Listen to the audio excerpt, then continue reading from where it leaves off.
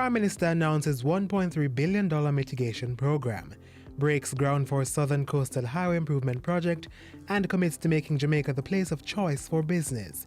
You're watching Jamaica House Weekly. I'm Anthony Morgan. Last Tuesday, Prime Minister Andrew Holness announced the disbursal of $1.3 billion for an enhanced disaster mitigation works program. The funds will be split among members of Parliament, with each constituency receiving $15 million. Mr. Holness's work will include clearing and cleaning of drains, gullies, roadsides, gully banks, medians, and verges, solid waste removal, cleaning, and beautification, as well as the identification and elimination of breeding sites on public and private properties will also be undertaken. $4 million for bushing and drain cleaning, $3 million for sanitation and beautification works, $3 million for vector control, that is the mosquito control, and $5 million for patching of potholes or minor road repairs. The work is to start immediately and will be carried out over 3 months ending February 2020. The National Works Agency will partner with the National Solid Waste Management Authority to implement the project under the guidance of the Ministry of Health and Wellness. This is not giveaway work.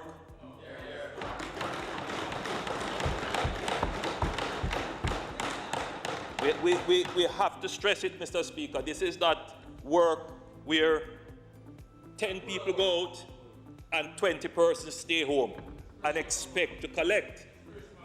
No, it is Christmas.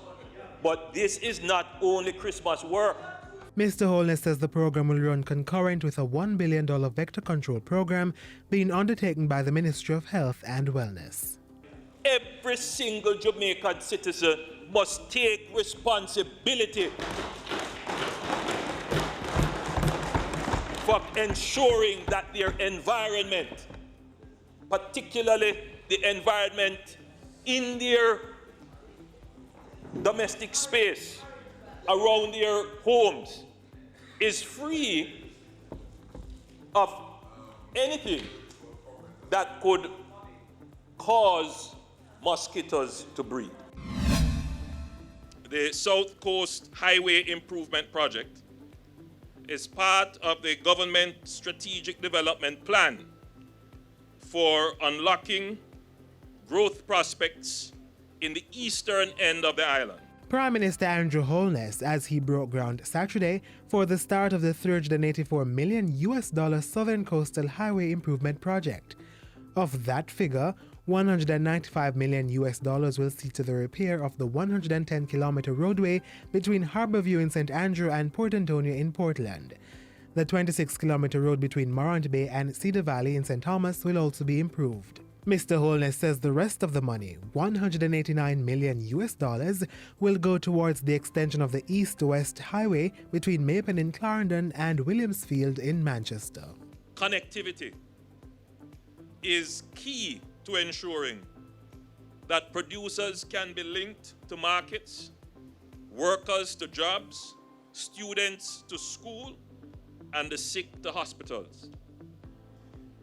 Reducing the distance between people, markets, services, and knowledge.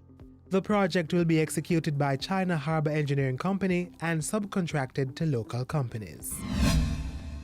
Earlier in the week, the Prime Minister was in Montego Bay sharing investment opportunities with the business community. He was addressing Thursday's Caribbean Hotel Investment Conference and Operations Summit. Mr. Holness said efforts were being made to improve trade facilitation on the island. They include the introduction of the Jamaica Single Window for Trade, the maintenance of a stable political climate, boosting climate resilience, and the tabling of a new customs bill. We are presently redoubling our efforts to ensure that just as how we have conquered the sprints, and Usain Bolt is the fastest man in history in the sprint, Jamaica must become the Usain Bolt of small developing economies when it comes to the ease of doing business and the facilitation of business. Minister without portfolio in the Ministry of Economic Growth and Job Creation, Pernell Charles Jr., was also in Western Jamaica this past week. On Thursday, he was in Green Island, Hanover, to hand over 374 housing solutions at Phase 1 of the Winchester Estate. The 1,003 units are starting at $4.99 million. Minister Charles Jr. urged more Jamaicans to take up the housing opportunities offered by government and called for greater partnership with developers. Utilize the measures that have been put in place by this government that make it easier for you to contend with taking the risk in starting your developments here in Jamaica.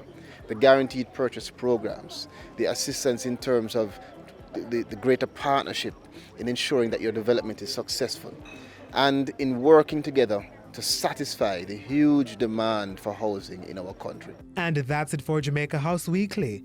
Be sure to join us next time for more of the news stories coming out of the Office of the Prime Minister.